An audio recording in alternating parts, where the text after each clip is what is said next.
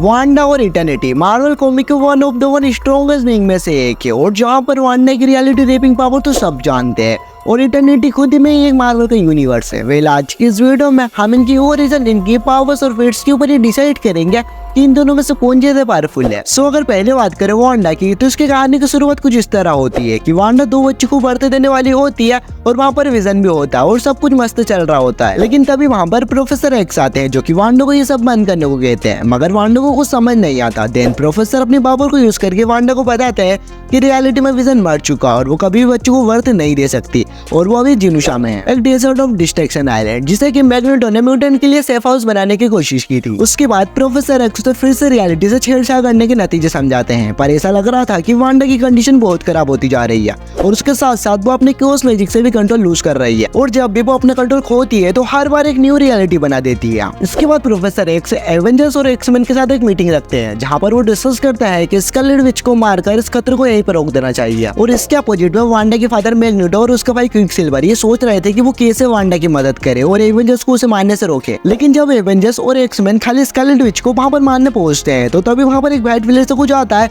और सब कुछ बदल जाता है। एक ऐसा वर्ल्ड बन जाता है कि यहाँ पर ह्यूमंस नहीं बल्कि म्यूटेंट डोमिनेट कर रहे थे। म्यूटेंट एक आइडियोलॉजी फ्री लाइफ जी रहे थे, और सभी म्यूटेंट में जिन्हें हम जानते थे उनके पास एक परफेक्ट लाइफ थी, और उसका रूलर था मैग्नेटो। बट एक दिन वुल्वरीन को लगता है कि कुछ गड़बड़ है। कुछ हीरोज जैसे कि लुक केज और हॉकआई इस डायमेंशन के खिलाफ खड़े हुए थे, जैसे कि हम ह्यूमन रजिस्टर मूवमेंट कहा गया था। देन वुल्वरीन इनसे टीम अप करके एक गन लाया के साथ मिलकर सभी म्यूटेंट्स को धीरे धीरे रियलिटी याद दिलाता है। एंड सबसे एंड में मैग्नेटो से फाइट होती है, और उसको भी वो बताते हैं कि ये असलियत नहीं है बल्कि ये वांडा की बनाई रही हुई एक रियलिटी इल्यूजन है, और ये सब वांडा को क्विकसिल्वर ने मैग्नेटो के नाम पे करने को कहा ताकि सब उसे अपने लाइफ विजन के साथ जीने दे। और जैसे ही मैग्नेटो को ये पता चलता है, वो फिर अपने फुल पोटेंशियल में क्विकसिल्वर पर अटैक करता है। देन सडनली वहाँ पर स्कारलेट विच जाती है और वो सब कुछ रोक देती है। उसके सामने जो कुछ भी हो रहा था वो उसको अपने फादर के म्यूटेंट होने पर ब्लेम डाल देती है, और उसके बाद खाली वो 3 शब्द कहती है कि नो मोर म्यूटेंट। बस इतना कहते ही फिर से वहाँ पर एक व्हाइट फ्लैश आ जाता है, और जब वुल्वरीन असली रियलिटी में उठता है तो तब वो देखता है कि बिलियंस ऑफ द म्यूटेंट अपने वापस खो चुके थे। जहाँ खाली बहुत सारे म्यूटेंट हुआ करते थे, लेकिन अब खाली कुछ 100 म्यूटेंट ही बचे हैं, और मैग्नेटो भी अपने वापस खो चुका था। लेकिन स्कारलेट विच और प्रोफेसर एक्स अभी भी मिसिंग थे। सो ये थी स्कारलेट विच की ओरिजिन।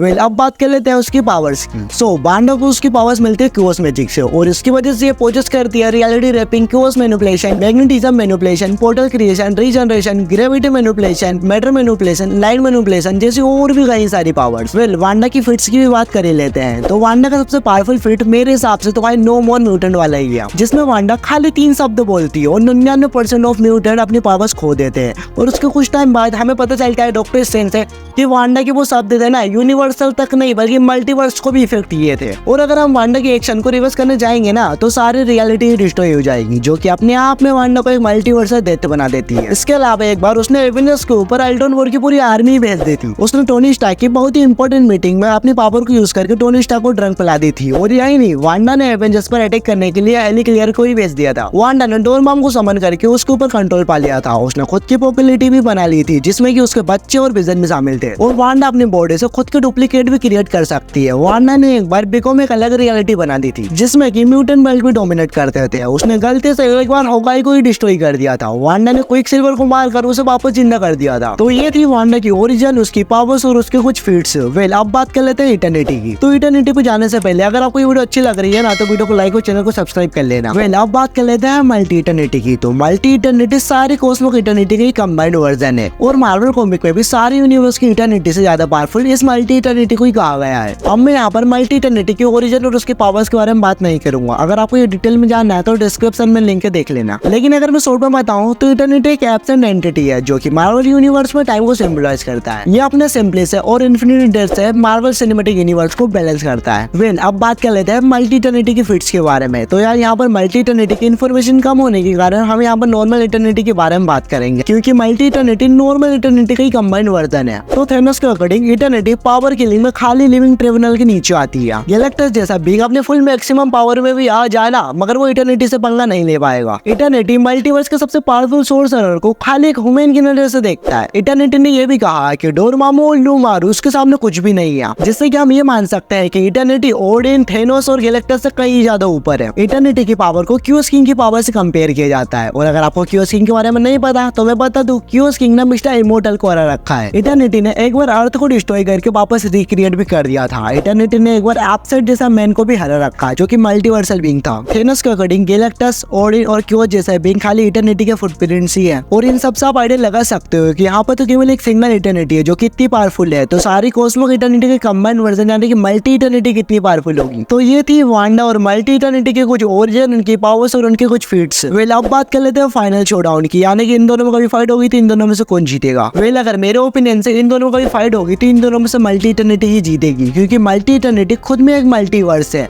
आप लोगों को क्या लगता है? आप लोग अपना ओपिनियन नीचे कमेंट सेक्शन में जरूर शेयर करना। सो यही थी आज की वीडियो, मिलते हैं किसी नेक्स्ट वीडियो में। So thanks for watching, bye.